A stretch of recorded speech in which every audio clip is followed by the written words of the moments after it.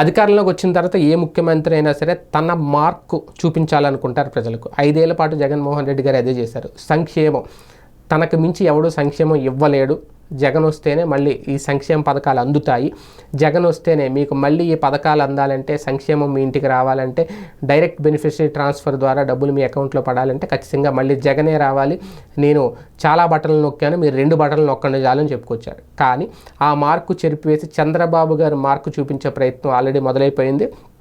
July 1వ తేదీ చేసిన అతిపెద్ద ప్రయత్నం అదే. ఆయన ఎక్కడో కూర్చొని బటన్ నొక్కకుండా, ఎక్కడో కూర్చొని సచివాలయ సిబ్బందితో మాత్రమే పంపిణీ చేయకుండా అటు మంత్రులు, ఇటు డిప్యూటీ సీఎం, ఇటు చంద్రబాబు సీఎం పదాలు అందరూ బయటకు వచ్చారు. అందరూ ఈ పంపిణీ కార్యక్రమంలో పాల్గొన్నారు.